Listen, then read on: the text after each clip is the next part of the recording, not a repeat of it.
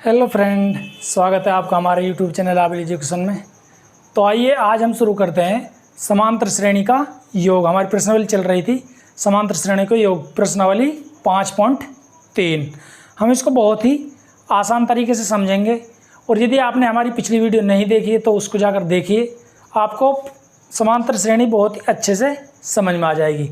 आपको कभी भी समांतर श्रेणी से डर नहीं लगेगा। तो आइए हम अपने नेक्स्ट सवाल करते हैं। सवाल दिया हुआ है, चौथा सवाल है 636। सवाल है 636 योग प्राप्त करने के लिए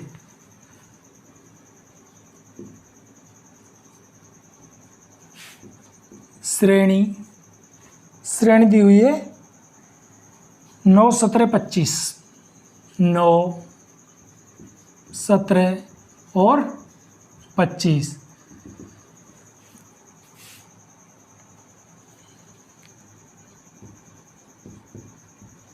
कितने पद लेने पड़ेंगे? तो सवाल दिया हुआ है 636 योग प्राप्त करने के लिए श्रेणी 9, 17, 25 के कितने पद लेने पड़ेंगे। कहने का मतलब है कि जो 636 है इस श्रेणी के कितने पदों का योग है। तो आइए हम देखते हैं कि हम पिछली वीडियो में बता चुके हैं कि जो n पदों का योग होता है s बराबर n/2 2a plus n-1 into में d। ये जो सूत्र होता है ये n पदों का योग होता है। अब हम देखते हैं कि इसमें बूझा गया है, हमें n को बूझा गया है कि n क्या है। कहने का मतलब पदों की संख्या कितनी है जिनका योग 636 प्राप्त हुआ है। तो आइए हम इस सूत्र से बहुत ही आसानी से इस हल को ज्ञात कर लेते हैं। सर्वप्रथम हम प्रथम पद और सार्वंतर का मान निकालते हैं। प्रथम पद a बराबर 9 और सार्वंतर d बराबर 17 में से 9 को घटाएंगे तो 8 और 25 में से 17 को घटाएंगे तो भी 8। कहने का मतलब जो सार्वंतर है d बराबर वो 8 है और प्रथम पद 9 है और योग दिया हुआ है 636। कहने का मतलब जो ये श्रेणी है इसके कितने पदों का योग 636 है। तो आइए हम इसकी जांच करते हैं। Sn बराबर 636, इसकी जगह पर रख देते हैं 636 बराबर n हमको ज्ञात करना है, इसको ज्यों करते हुए रख देते हैं 2। a की जगह 9 प्लस n की जगह n और d की जगह 8 क्योंकि सार्वंतर दिया हुआ है 8। 636 बराबर n/2, 2 का गुणन से करेंगे 18 प्लस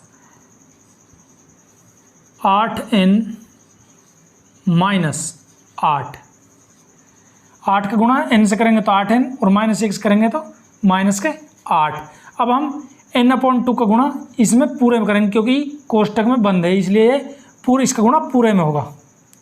636 बराबर n/2 का गुणा 18 से करा तो 18n/2 प्लस का प्लस n/2 का गुणा 8n से किया तो 8n/2 माइनस n/2 का 8 से किया तो 8n² क्योंकि यहाँ पर भी n है और यहाँ पर भी n है। n का गुणा n से होगा तो n² 2 माइनस n/2 का गुणा 8 से किया तो माइनस के 8n/2।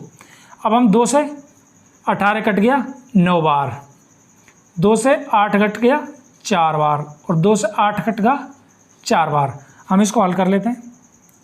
636 बराबर 9n प्लस 4n स्क्वायर, यहाँ से 4 बचा 4n स्क्वायर, यहाँ पर भी 4 बचा माइनस के 4n। अब -4n और यहाँ पर प्लस के 9n, प्लस के 9n में से माइनस के 4 गए तो प्लस के 5n, तो यहाँ पर बचेगा 636 बराबर प्लस के 636 बराबर 5n प्लस 4n स्क्वायर। अब हम इसको सीधा करके लिख देते हैं, 4n स्क्वायर प्लस 5n बराबर 636। 636 का इधर पक्षांतरण करेंगे तो ये माइनस का हो जाएगा। आइए इधर 4n square plus 5n minus, जब 636 का इधर पक्षांतरण करेंगे तो ये माइनस का हो जाएगा, 636 बराबर 0। अब ये हमारे पास एक द्विघात समीकरण के रूप में प्राप्त हुआ है। अब हम इसको, ये हमें द्विघात समीकरण के रूप में प्राप्त हुआ है। अब हम इस द्विघात समीकरण को गुणनखंड विधि से इसका हल ज्ञात करते हैं। तो गुणनखंड विधि में क्या करते हैं, सर्वप्रथम इसका और इसका गुणा करते हैं, 4n स्क्वायर इंटू में माइनस 636 बराबर कितना प्राप्त होता है, माइनस के 2544 n स्क्वायर। जब हम इन दोनों का गुणा करते हैं तो हमें मिलता है -2544 n स्क्वायर।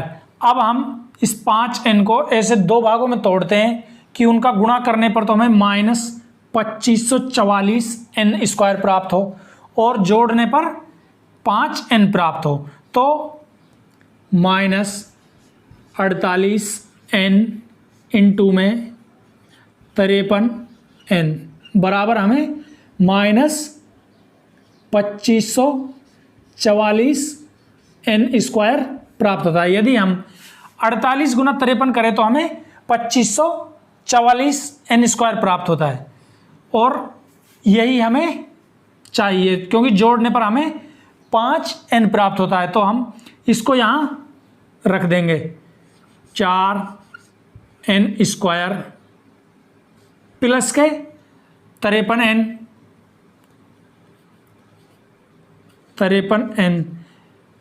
माइनस 48n और माइनस 636 बराबर 0।